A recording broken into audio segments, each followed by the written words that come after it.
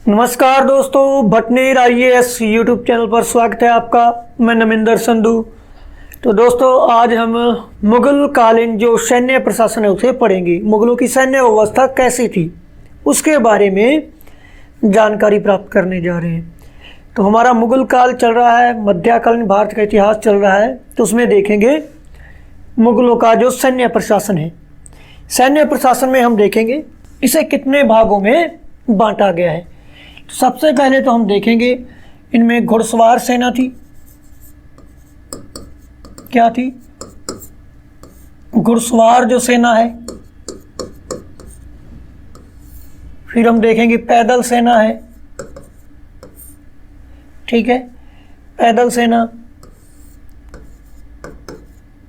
एक इनमें हस्ती सेना है, यानी हाथी सेना है। फिर हम देखेंगे इनमें क्या है, तोपखाना। और एक रहेगा इनका नौसेना, जो इनकी सबसे कमजोर कड़ी थी। मुगल कालीन सैन्य प्रशासन में हम देखेंगे एक तो इनका जो घुड़सवार सेना है, फिर हम देखेंगे इनकी जो पैदल सेना है, फिर हम देखेंगे इनकी जो हस्ती सेना, तोपखाना, और पांचवा नौसेना। इस प्रकार से मुगलों के सैन्य प्रशासन में इनका बड़ा सहयोग रहता है। जो मुगल कालीन सेना है उसमें सबसे महत्वपूर्ण सेना रहती है इनकी घुड़सवार सेना। तो आइए हम सबसे पहले देखते हैं जो घुड़सवार सेना है किसके बारे में देखेंगे। इसे हम कहेंगे जो मुगलों की सेना है, सेना की प्राणवायु थी। सेना की क्या थी? प्राणवायु थी। जो घुड़सवार सेना है मुगलों की, जो घोड़ों की सेना है, जो घोड़ों की सेना है, घुड़सवारों की जो सेना है, इसका आगमन हम देखेंगे तुर्कों के आने के बाद। किसके? जो तुर्क हैं, तुर्क लोग थे, उनके आने के बाद भारत में क्या हुआ, भारत में घुड़सवारों को महत्व दिया जाने लगा। घुड़सवारों को क्या दिया जाने लगा? महत्व दिया जाने लगा। और मुगल काल में भी इन घुड़सवारों का महत्व बना रहा। जो मुगल काल है देखेंगे, मुगल काल है, मुगल काल में भी इस घुड़सवार सेना का महत्व बना रहा, महत्व बना रहा। फिर हम देखेंगे जो घुड़सवार सैनिक है इसे दो भागों में विभाजित किया गया है। एक तो है वरगीर, एक प्रकार है वरगीर, ठीक है। दूसरा रहेगा सिलेदार। वरगीर में क्या होता था? वरगीर है जो, वरगीर में राज्य की तरफ से जो सैनिक है, राज्य की तरफ से हम देखेंगे जो सैनिक है उसे शस्त्र व घोड़े दिए जाती थी। शस्त्र व घोड़े की जो सुविधा है वो उपलब्ध कराई जाती थी। सुविधा उपलब्ध करवाई जाती थी। फिर से देखेंगे जो वरगीर है, सेना का एक भाग जो वरगीर है, उसे शस्त्र व जो सैनिक है उसे शस्त्र व घोड़े की जो सुविधा है वो उपलब्ध करवाई जाती थी राज्य की तरफ से। फिर उसके बाद हम देखेंगे दूसरे नंबर पे देखेंगे हम सिलेदार। सिलेदार में क्या होता था? जो सैनिक है, सैनिक समय शस्त्र व घोड़े की जिम्मेदारी लेता था। यानी कि यहाँ पर तो राज्य की तरफ से उसे उपलब्ध करवाया जाता था घोड़ा व शस्त्र, और यहाँ पर सैनिक समय के शस्त्र व घोड़े के साथ सेना में भर्ती होता था। उसके बाद हम देखेंगे घुड़सवार संख्या के आधार पर भी क्या होता था? सेना का वर्गीकरण होता था। यहाँ पर हम देखेंगे जो घुड़सवार हैं, जो घुड़सवारों की संख्या के आधार पर सेना का वर्गीकरण, इसमें हम देखेंगे घुड़सवार की संख्या के आधार पर जो सेना का वर्गीकरण है वो किस प्रकार से। इसमें हम देखेंगे तीन भाग थे। किस प्रकार से था? तो तीन भाग हम देखेंगे। पहला यहाँ पर हम देखेंगे निमन अस्पा। क्या होता था? निमन अस्पा। फिर दूसरे नंबर पे हम देखेंगे यक अस्पा। यकस्पा। फिर हम तीसरे नंबर पे देखेंगे, दुअस्पा। इस प्रकार से देखें तो 3 भाग होते थे। निम्न अस्पा में क्या होता था, जो यह भाग है इसमें क्या होता था, 2 सैनिक होते थे। कितने?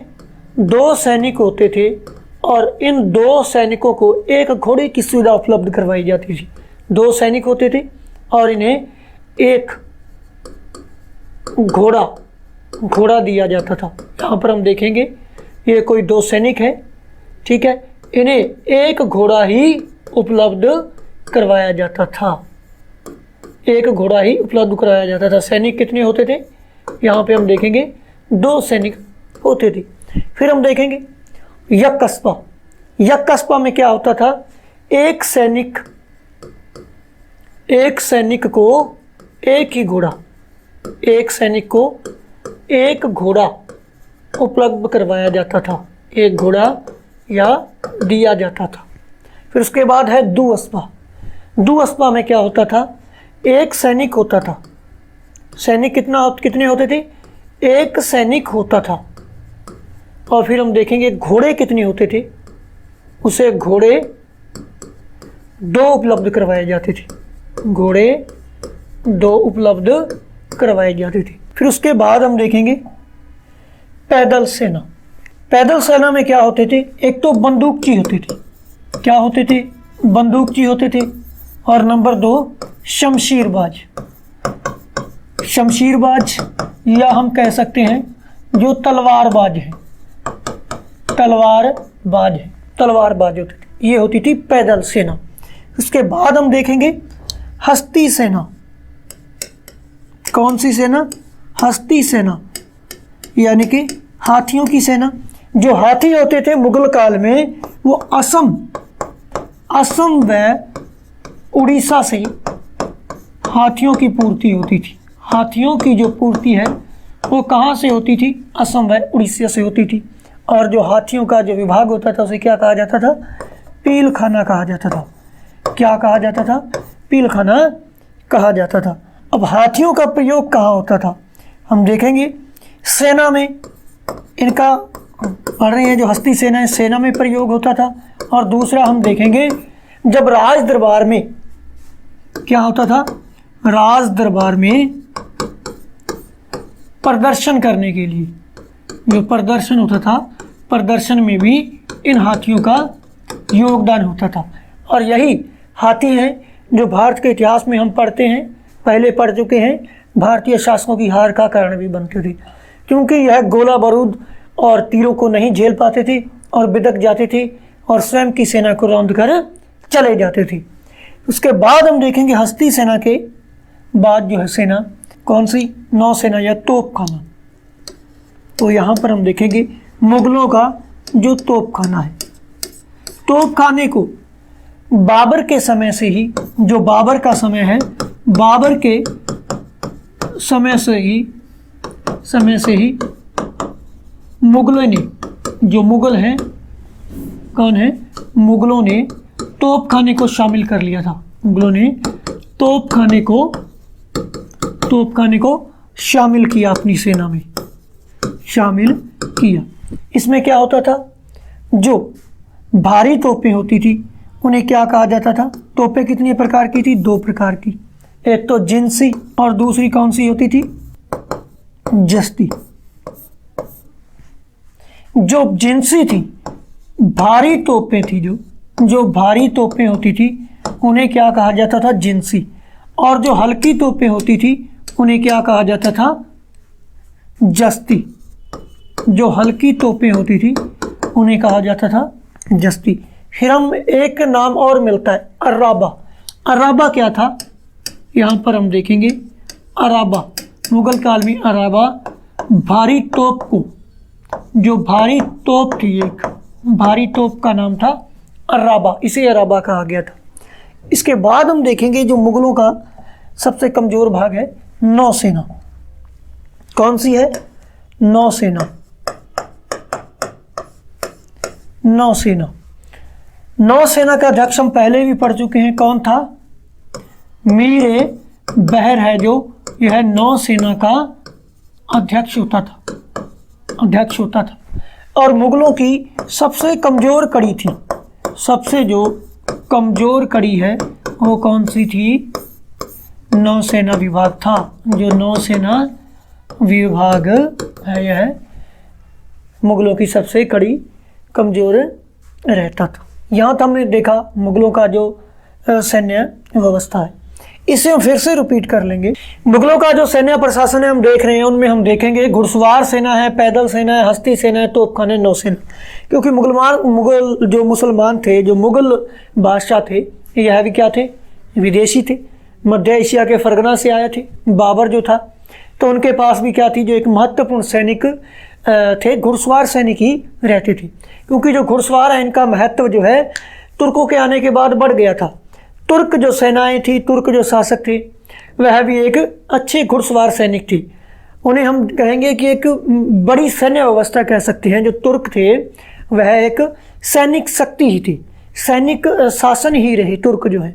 फिर तुर्कों के बाद हम देखें तो मुगलों के समय भी घुड़सवार सेना को बड़ा महत्व दिया जाता था। बड़ी कम संख्या में सेना लेकर आए थे जो मुगल थे। और हम देखेंगे जो घोड़ा है एक प्रकार से गुलामी को भी महत्व देता रहा, क्योंकि मीलों दूर से जो विदेशी आक्रांता आए वो घोड़े की सवारी से ही आए, न कि हाथियों पर आए। उनको घोड़े ने क्या किया? जो मीलों दूर की, हम देखेंगे जो मीलों की दूरी है उसे कुछ समय में ही तय कर लिया जाता था। इसीलिए किसी भी प्रकार के रास्तों से होते हुए वह भारत तक पहुँचे। घोड़े का बड़ा योगदान रहा है इन विदेशियों को भारत में लाने के लिए और भारत पर शासन करने में। अगर इनका सबसे बड़ा सहयोग रहा है तो इस घुड़सवार सेना का ही रहा है और इन घोड़ों का ही रहा है। तो इसमें हम देखेंगे इनकी घुड़सवार सेना, पैदल सेना, हस्ती सेना, तोपखाना और नौसेना। और सबसे महत्वपूर्ण है घुड़सवार सेना है। घुड़सवार सेना है जो इसे दो भागों में बांटा गया है। घुड़सवार जो सैनिक है इन्हें दो भागों में बांटा गया। एक तो है वर्गीर। वर्गीर वह सैनिक होते थे जिन्हें शस्त्र जो और घोड़ा है इसकी व्यवस्था राज्य के द्वारा करके दी जाती थी। किसके द्वारा? राज्य की तरफ से। जो वर्गीर सेना है उसे राज्य की तरफ से शस्त्र व घोड़े की सुविधा उपलब्ध कराई जाती थी सैनिकों को, तो उसे कहा जाता था वर्गीर। और सिलेदार में क्या होता था? जो सैनिक होता था उसे स्वयं घोड़े व शस्त्र की सुविधा रखनी पड़ती थी या स्वयं को ही इसका जो है करना पड़ता था जुगाड़। फिर उसके बाद हम देखेंगे घुड़सवार संख्या के आधार पर सेना का वर्गीकरण। घुड़सवार संख्या के आधार पर सैनिकों का वर्गीकरण, उसमें हम देखेंगे 3 वर्ग है इसमें। तो निम्न अस्पा, फिर है यकस्पा, फिर है दुअस्पा। निम्न अस्पा में क्या होता था? 2 सैनिक होते थे और उनको एक ही घोड़ा दिया जाता था। क्या होते? 2 सैनिकों को एक घोड़ा। फिर उसके बाद है यकस्पा। यकस्पा में क्या होता था? 1 सैनिक को एक घोड़ा दिया जाता था। और फिर है दुअस्पा। दुअस्पा में क्या होता था?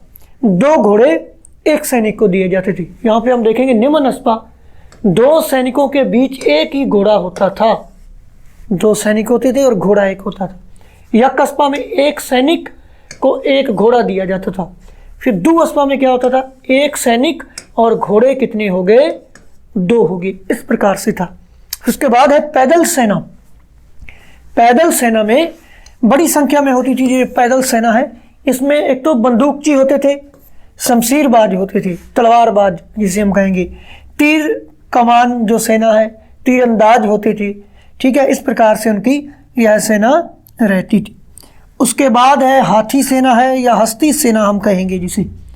हस्ती सेना में हम देखेंगे जो हाथी है इनकी आपूर्ति कहाँ से की जाती थी? उड़ीसा के जंगलों से, असम के जंगलों से इनकी आपूर्ति की जाती थी। इस प्रकार से हमने प्राचीन काल में भी पढ़ा। उड़ीसा पर हम देखेंगे आक्रमण होता है किसका? अशोक का। और उस आक्रमण का एक कारण माना जाता है कि हाथियों की आपूर्ति करने के लिए ही अशोक के द्वारा उड़ीसा पर आक्रमण किया जाता है। उड़ीसा यानी उस समय कलिंग के नाम से जाना गया है। इसके बाद हम देखते हैं जो हाथियों का विभाग होता था, या हम देखेंगे हस्ती यहाँ रखे जाते थे, उसे पिलखाना कहा जाता था। फिर हम देखेंगे जो सेना में प्रयोग तो होते थे, इसके अलावा जो राज दरबार लगते थे इनमें प्रदर्शन का कार्य भी करते थे, हाथी का योगदान होता था। फिर है तोपखाना। तोपखाने में हम देखेंगे तोपखाने का प्रयोग है जो बाबर के समय किया गया। सबसे पहले उत्तर भारत में हम देखें तो बाबर के समय किया गया 1519 में भेरा के दुर्ग पर। किस पर? भेरा के दुर्ग पर किया गया।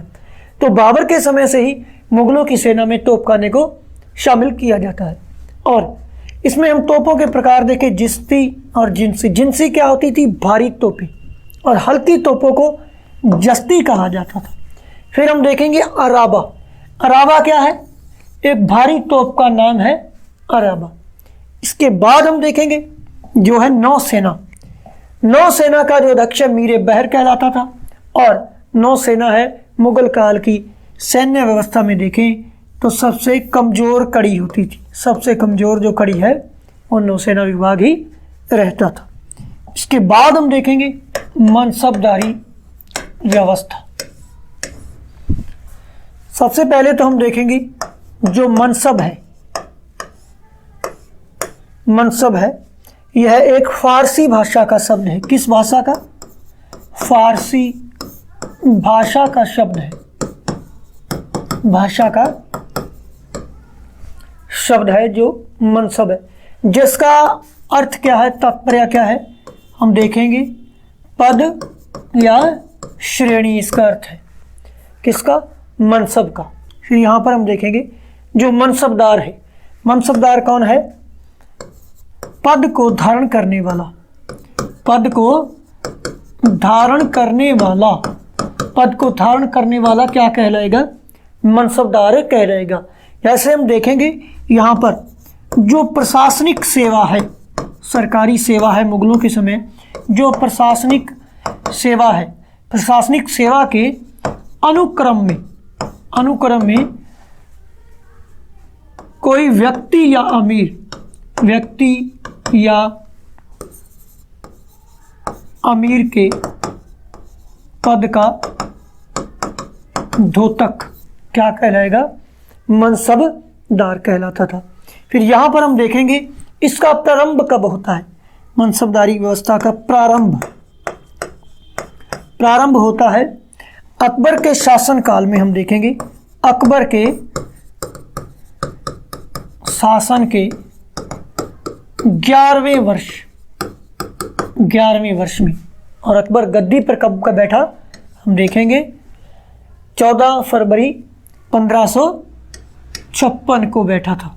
56 को बैठा था, तो 11वां वर्ष लगा लो हिसाब, 1567 के लगभग बनेगा। तो प्रारंभ कब होता है? अकबर के शासन के 11वें वर्ष में इसका प्रारंभ होता है। फिर हम देखेंगे जो मनसबदार है। यहाँ पर हम देखेंगे जो मनसबदार है, मनसबदार का जो वेतन है, वेतन व जो पदानुक्रम है, वेतन या पदानुक्रम है, वो अंकों के आधार पर निर्धारित किया जाता था। अंकों के आधार पर निर्धारित किया जाता था। अंकों के आधार पर निर्धारित किया जाता था। पहले तो हम देखेंगे अकबर के समय 10 से लेकर 10,000 तक का जो मनसब है, मनसब प्रदान किया जाता था। ठीक है। फिर उसके बाद हम देखेंगे अकबर के हिस्से में अकबर ने क्या किया? अकबर ने 1595 और 96 ईस्वी में जो मनसब प्रथा है, मनसब है, इसे कितने अंकों में बांट दिया? इसे 2 अंकों में बांट दिया। मनसब को 2 अंकों में बांट दिया। 2 अंकों में बांट दिया। अब 2 अंक कौन कौन से हैं? एक तो है जात और दूसरा है सवार। कौन सा है? जात है और दूसरा है सवार। दो अंकों में बांट दिया जाता है, 1595 और 96 में। इसमें हम देखेंगे जात क्या है। सबसे पहले जात, जात में क्या होता था, इसमें सैनिक या हम कहेंगे जो मनसबदार है उसके वेतन का निर्धारण किया जाता था। जात से उसके वेतन का निर्धारण किया जाता था जो सैनिक होता था। फिर हम देखेंगे दूसरा कौन सा है, सवार है। सवार में क्या होता था, यह है घुड़सवार। जो घुड़सवार दस्ता है उसका बोध करवाता था, कौन सा पद है, जो सवार है। जो घुड़सवार दस्ता होता था उसे सवार कहा जाता था। इसके बाद हम देखेंगे मनसबदार की नियुक्ति कैसे होती थी। क्या, मनसबदार की जो नियुक्ति है यह मीर बख्शी, जो मीर बख्शी होता था, सैन्य विभाग का प्रधान होता था केंद्र में। मीर बख्शी की अनुशंसा पर बादशाह के द्वारा क्या होता था, बादशाह के द्वारा इसकी नियुक्ति होती थी। इसकी पदोन्नति भी होती थी, पदोन्नति व पदनावती भी इसकी होती थी, यानी कि प्रमोशन या विमोशन जो है वो भी इसका किया जाता था। फिर हम देखेंगे मनसब किन्हें प्रदान किया जाता था। जो मनसब है, मनसब ज्यादातर हम देखेंगे योग्यता व विशेष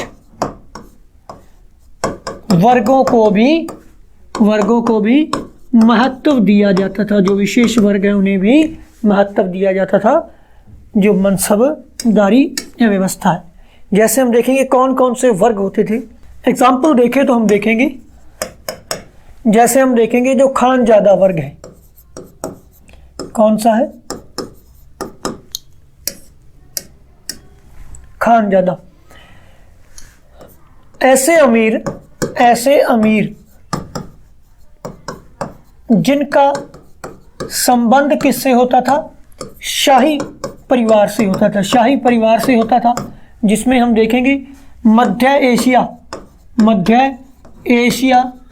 या हम देखेंगे जो ईरान से संबंध रखते थे, मुगलों में मध्य एशिया या ईरान के वासी होते थे। फिर उसके बाद हम देखेंगे शेख ज़्यादा, यह भारतीय मुसलमान थे।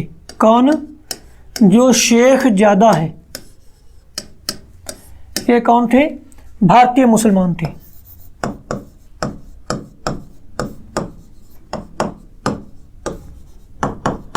भारतीय मुसलमान थे, शेख ज़्यादा कहलाते थे।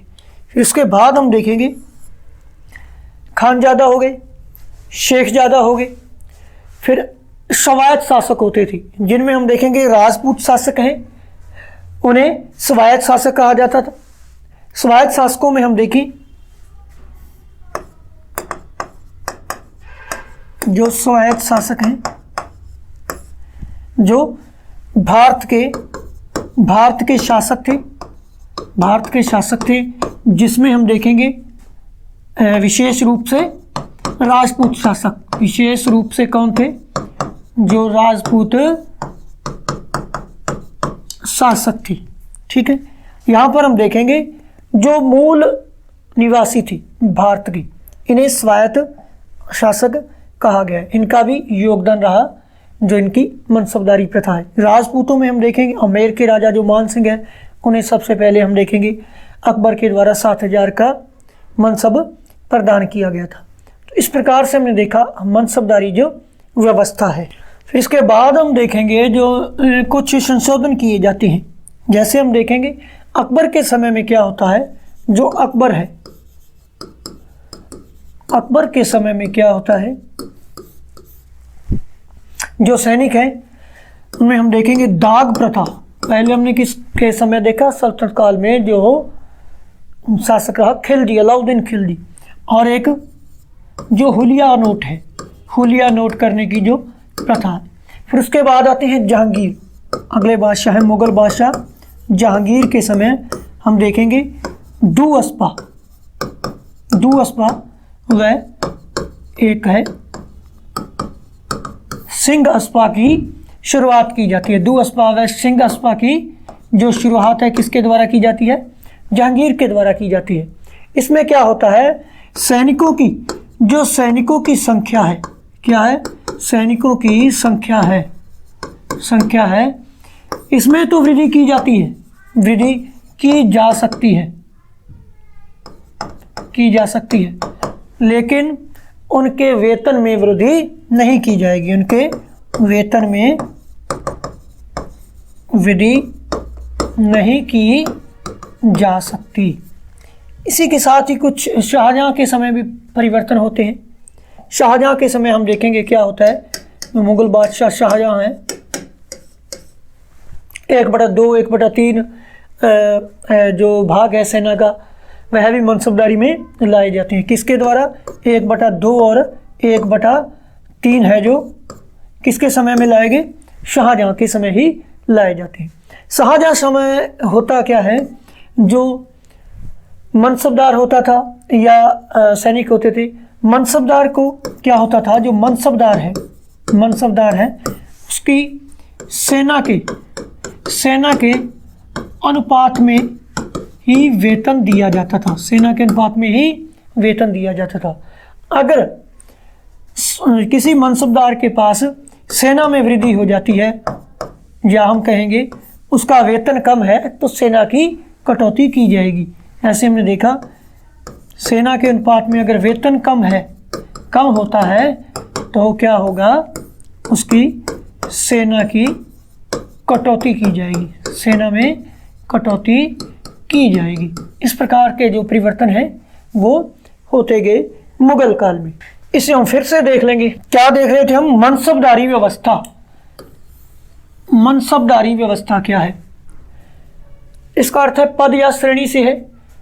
मनसब, जो मनसब शब्द है यह किस भाषा का है? फारसी भाषा का है। किस भाषा का शब्द है? फारसी भाषा का है, जिसका अर्थ क्या है, तात्पर्य क्या है? पद या श्रेणी। फिर उसके बाद देखेंगे मनसबदार। मनसबदार क्या था? पद को धारण करने वाला, जो इस पद को धारण करता था।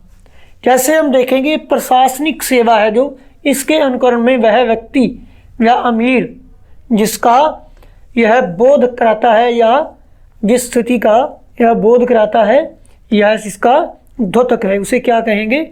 मनसबदार। फिर हम देखेंगे प्रारंभ। इसका प्रारंभ कब होता है? इसका प्रारंभ अकबर के शासनकाल के 11वें वर्ष में होता है।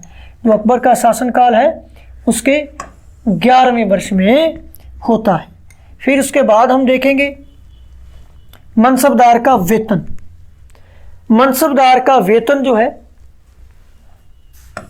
पदानुक्रम अंकों के आधार पर होता था।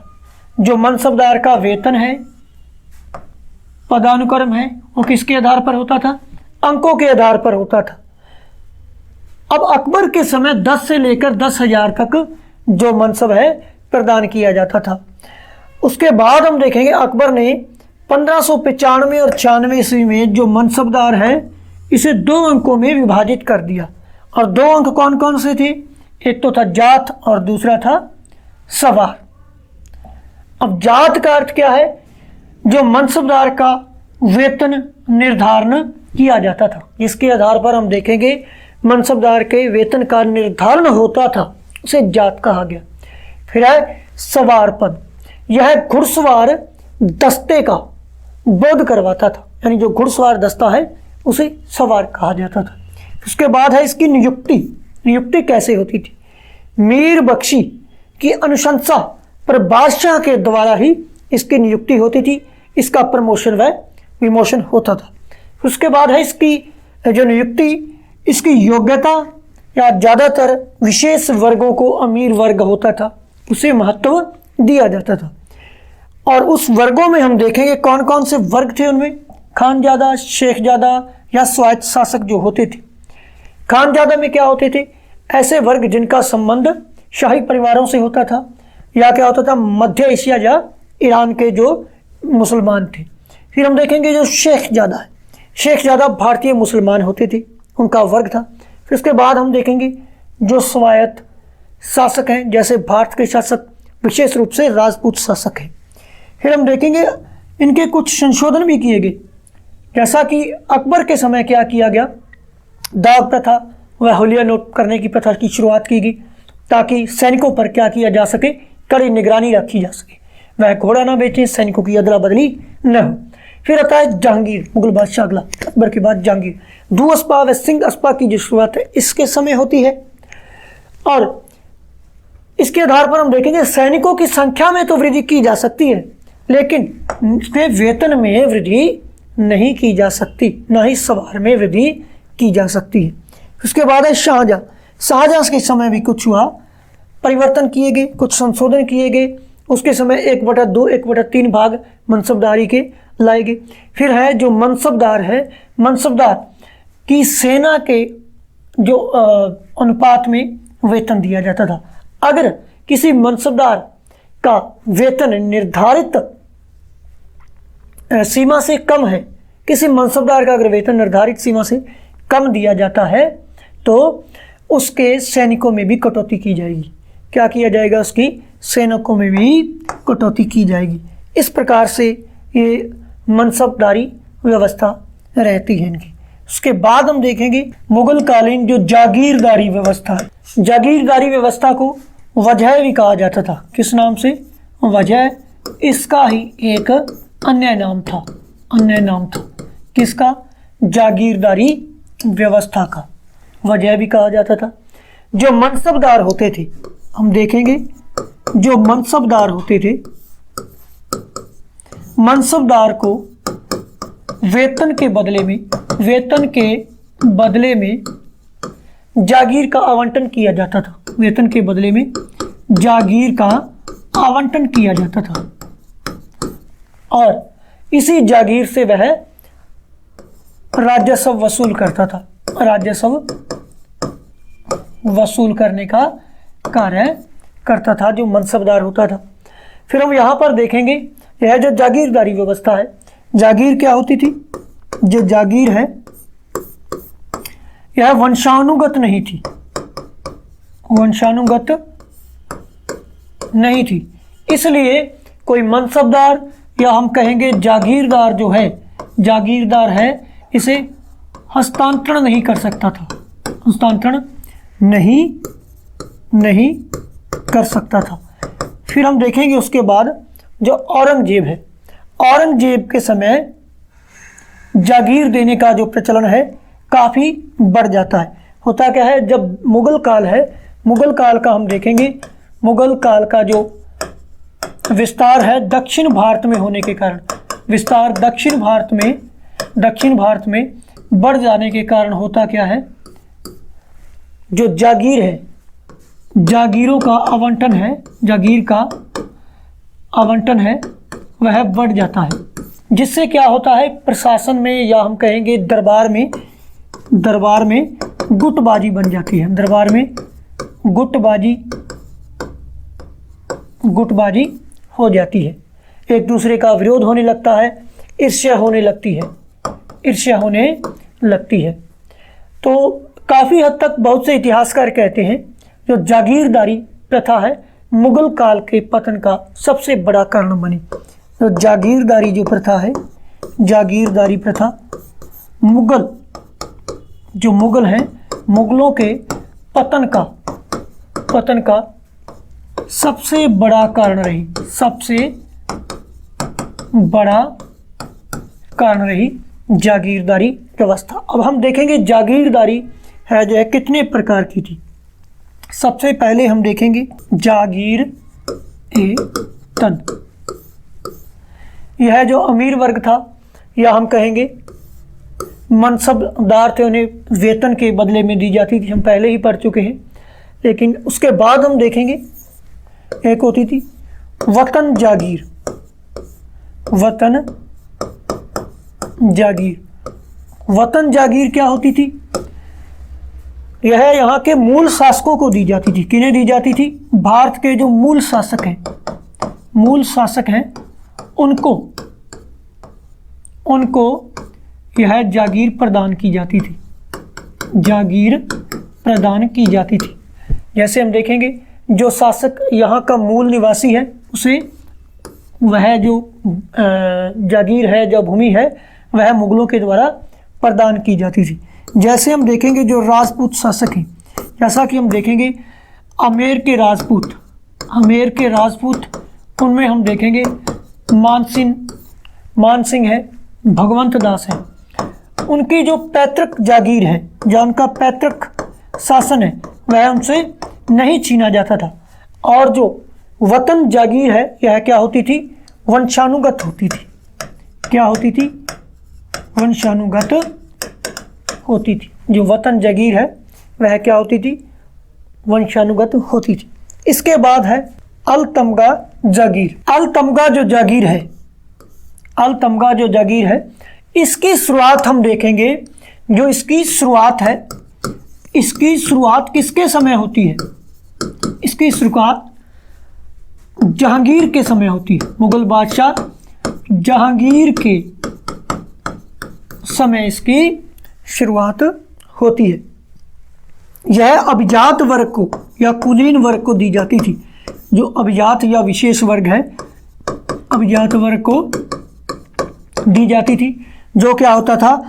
बादशाह का कृपा पात्र होता था। बादशाह का कृपा पात्र होता था। उसके बाद हम देखेंगे पैबाकी। कौन सी है? पैबाकी जागीर।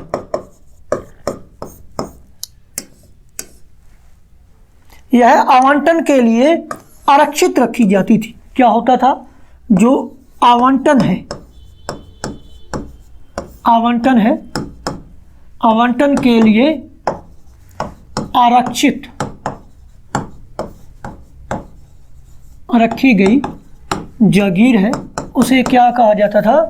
पैबाकी कहा जाता था। इस प्रकार से मुगलों की जो जागीर व्यवस्था है वो रहती है। फिर से रिपीट कर लेंगे। जो इनकी जागीर व्यवस्था है, इसे वजह के नाम से भी जाना जाता है। जो इसका अन्य नाम है जागीरदारी का, वो क्या है? मुगल काल में वजह भी कहा जाता है। फिर हम देखेंगे मनसबदार को वेतन के बदले में जागीर का आवंटन किया जाता था। किसका? जागीर का आवंटन है जो मनसबदार को उसके वेतन के बदले में किया जाता था। जैसे हमने सल्तनत काल में तुर्कों के समय में हमने क्या पढ़ा था? इक्ता। उसी प्रकार से जागीरी व्यवस्था थी। यहाँ पर हम देखेंगे जो मनसबदार है वो यहीं से राजस्व वसूल सकता था और शासन में, केंद्र में जमा करवाता था। फिर क्या है? जो जागीर है यह वंशानुगत नहीं थी। क्या थी? वंशानुगत नहीं थी। जागीरदारी से हस्तांतरण नहीं कर सकता था पीढ़ी दर पीढ़ी। यह थी जागीरदारी व्यवस्था। फिर मुगल काल का हम जैसे ही देखते हैं विस्तार बढ़ता है। औरंगजेब के समय, किसके समय? औरंगजेब के समय हम देखेंगे दक्षिण भारत में मुगलों का है जो विस्तार बढ़ता है। किसके समय? औरंगजेब के समय। तो यहाँ पर जागीर का जो आवंटन है वह भी बड़े पैमाने पर किया जाता है। बड़े पैमाने पर होता है। अधिक आय वाली जो जागीरें होती थी, अधिक आय वाली जो जागीर होती थी, उसके लिए सभी मनसबदार क्या होते थे? ललायत होते थे। जिससे क्या होता था?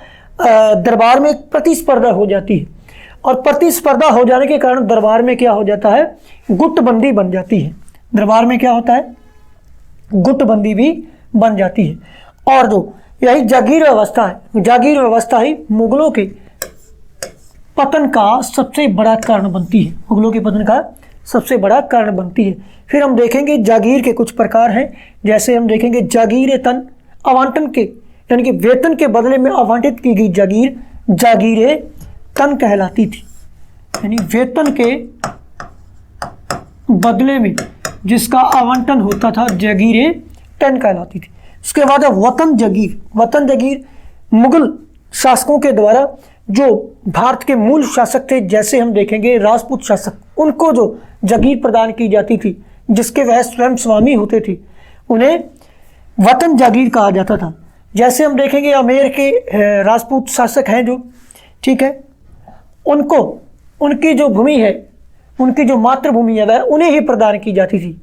उन्हीं के पास वहाँ से राजस्व वसूल करने का अधिकार होता था, उनसे छीनी नहीं जाती थी। यानी जो उनका पैतृक शासन है, जो उनका पैतृक शासन है हम देखेंगे, उन्हीं को सौंपा जाता था। और यह क्या होती थी? वंशानुगत होती थी, जो वतन जागीर है। इसके बाद है अलतमगा जागीर। अलतमगा जागीर की शुरुआत किसके समय होती है? जहांगीर के समय। अलतमगा जो जहांगीर के समय इसकी शुरुआत होती है, इस जागीर व्यवस्था की। और यह अभिजात वर्ग या विशेष वर्ग को दी जाती थी, और जो बादशाह के क्या होते थे? कृपा पात्र होते थे। उसके बाद एक प्रकार है पैबाकी। पैबाकी क्या थी? आवंटन। आवंटन के लिए आरक्षित रखी गई जो जागीर है पैबाकी कहलाती थी। इस प्रकार से थी मुगलों की जागीर व्यवस्था। तो इसके बाद देखते हैं हम दोस्तों मुगल कालीन जो फारसी साहित्य है उसकी जानकारी प्राप्त करेंगे हम। जो उनकी प्रमुख पुस्तकें हैं, बाबर के समय, शेरशाह के समय, हुमायूं के समय, अकबर के समय का जो फारसी साहित्य है उसकी जानकारी लेंगे। तो सबसे पहला मुगल शासक है जो कौन सा है? बाबर है। बाबर के द्वारा अपनी आत्मकथा बाबरनामा या तुजुक ए बाबरी की रचना की गई, जिसकी भाषा कौन सी थी? इसकी भाषा थी तुर्की। और इसका अंग्रेजी में अनुवाद किसके द्वारा किया जाता है? वो किया जाता है मिस बेब्रिज के द्वारा इसका अंग्रेजी में अनुवाद किया जाता है। फिर अकबर के समय में इसका फारसी में अनुवाद किया जाता है। फारसी में अनुवाद किसके द्वारा किया जाता है? अब्दुल रहीम खान खाना के द्वारा किया जाता है। बाबर की तुजुक-ए बाबरी का पहली पुस्तक थी जो बाबर की, किस भाषा में रचित थी? तुर्की भाषा में रचित थी। इसके बाद देखते हैं हम शेरशाह।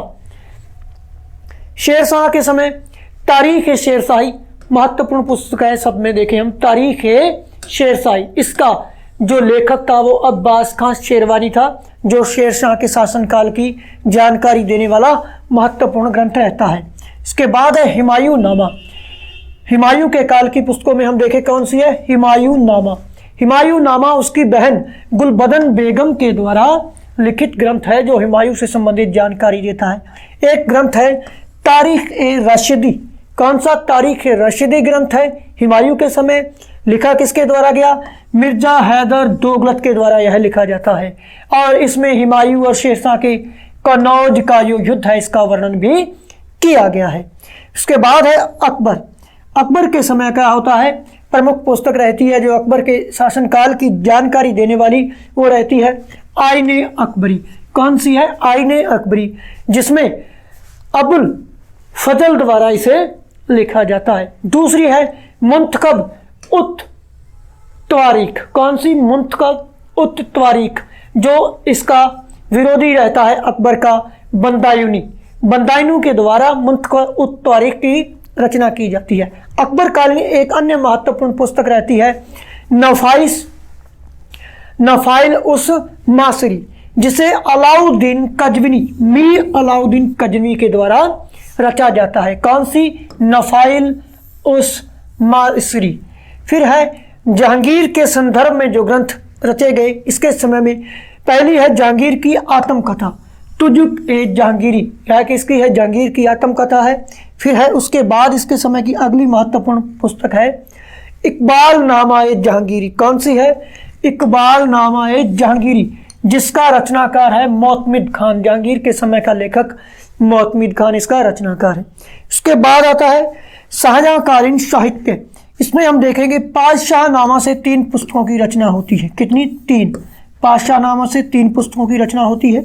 3 कौन कौन सी है? पातशाहनामा। पहली पातशाहनामा जो शाहजहां के समय का सरकारी लेखक था, यानी कि सरकारी जानकारी मिलती है सरकार की, वो अमीर-ए-कजवी द्वारा लिखा गया पातशाहनामा है। फिर है अब्दुल हमीद द्वारा लिखा गया पातशाहनामा। तीसरा है मोहम्मद वारिस के द्वारा लिखी गई पातशाहनामा। यह है कुछ शाहजहांकालीन साहित्य है। उसके बाद हम देखेंगे चहार चमन नामक ग्रंथ की रचना की जाती है। चहार चमन जो ग्रंथ है इसका लेखक कौन है? चंद्रभान। कौन है? चंद्रभान है। किसका लेखक है? चहार चमन का लेखक चंद्रभान रहता है। कब लिखेगी? शाहजहां के समय लिखेगी। फिर है अगला शासनकाल किसका है? औरंगजेब का। औरंगजेब के समय आलमगीर नामक पुस्तक की रचना होती है। किसकी? आलमगीरनामा की, जिसका लेखक कौन रहता है, राइटर कौन रहता है, काजिम सिराजी रहता है। आलमगीरनामा जो औरंगजेब के समय रची जाती है। दूसरी महत्वपूर्ण पुस्तक है नुस्खा ए दिलकुशा। कौन सी है, नुस्खा ए दिलकुशा, जिसका राइटर रहेगा हिंदू राइटर भीमसेन। उसके बाद है फतुहात ए आलमगीरी। कौन सी है, फतुहात ए आलमगीरी। फतुहात ए जो आलमगीरी है इसका राइटर रहेगा हिंदू ईश्वरी प्रसाद या ईश्वर दास नागर के द्वारा। फतुहात ए आलमगीरी पुस्तक की रचना किसके समय हुई, औरंगजेब की। नुस्खा ए दिलकुशा की जो रचना किसके समय हुई, औरंगजेब के समय। किसके द्वारा, भीमसेन के द्वारा। और आलमगीरनामा काजिम सिराजी द्वारा। इनमें हम देखेंगे पुस्तकों के नाम दे दिए जाएंगे आगे, और कूट मिलान में प्रश्न भी पूछ लिया जाता है, सुमेलित करने में प्रश्न भी पूछ लिया जाता है, जैसे इनके नाम उल्ट पुलट करके यहाँ पर दे दिए जाएंगे। इसी के साथ ही दोस्तों हमारी जो आज की क्लास है यहीं पर समाप्त होती है। इसी के साथ ही हमारा जो मुगल काल है आज समाप्त हो चुका है। अगली कक्षाओं में हम पढ़ेंगे किसे, सूफी साहित्य और भक्ति आंदोलन है उनके बारे में जानकारी प्राप्त करेंगे। तो तब तक के लिए धन्यवाद और सभी मित्रों का आभार।